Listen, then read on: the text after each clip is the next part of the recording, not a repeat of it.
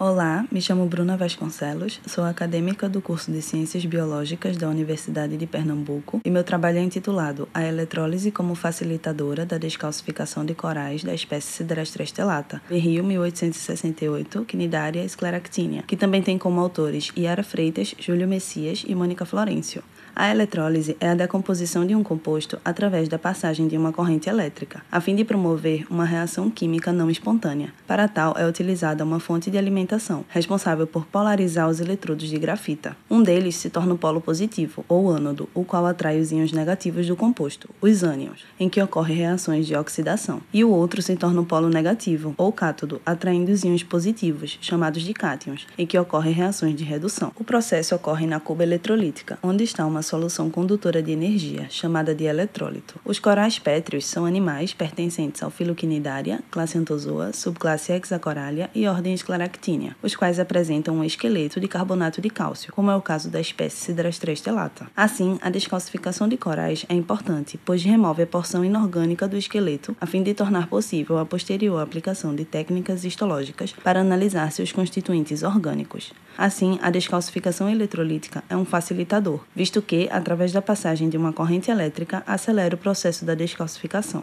Portanto, o objetivo do presente trabalho consiste em demonstrar a maior eficácia da descalcificação eletrolítica frente à descalcificação clássica. Para tal, primeiramente foram realizadas as coletas de 4 fragmentos de Siderastra estelata, sendo 2 saudáveis e 2 branqueados, na Praia de Piedade, em Pernambuco.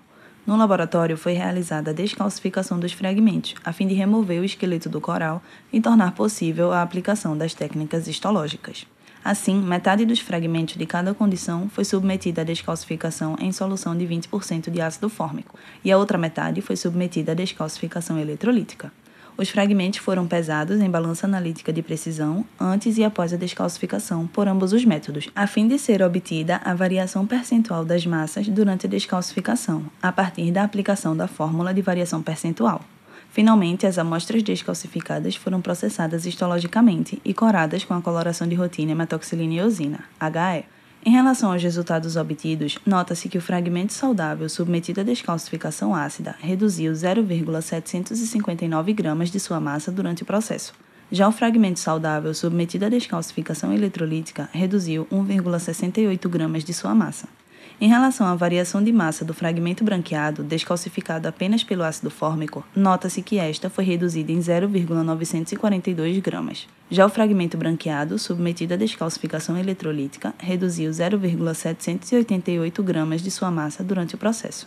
Assim, através da aplicação da fórmula de variação percentual, foi obtida a variação percentual das massas dos fragmentos durante ambos os processos de descalcificação. Então, aquele fragmento que apresenta maior variação percentual de sua massa é o que apresenta maior taxa de descalcificação e, consequentemente, é possível inferir que levaria menos tempo para ser descalcificado totalmente. O fragmento saudável submetido à descalcificação eletrolítica apresentou variação percentual de sua massa 14,67% maior do que aquele descalcificado apenas pelo ácido. Além disso, o fragmento branqueado descalcificado eletroliticamente apresentou variação percentual de sua massa 5,8% maior do que aquele descalcificado pelo ácido fórmico.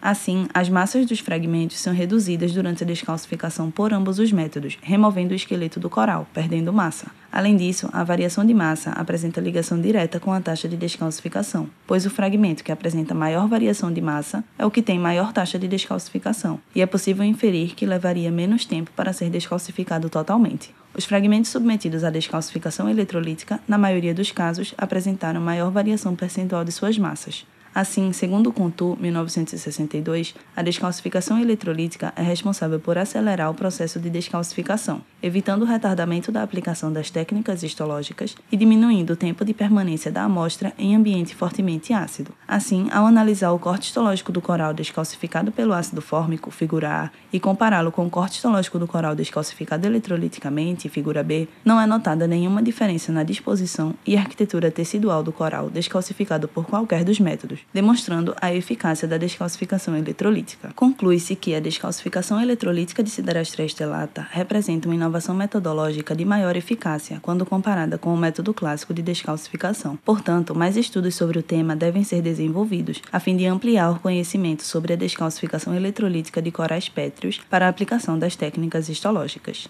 Obrigada!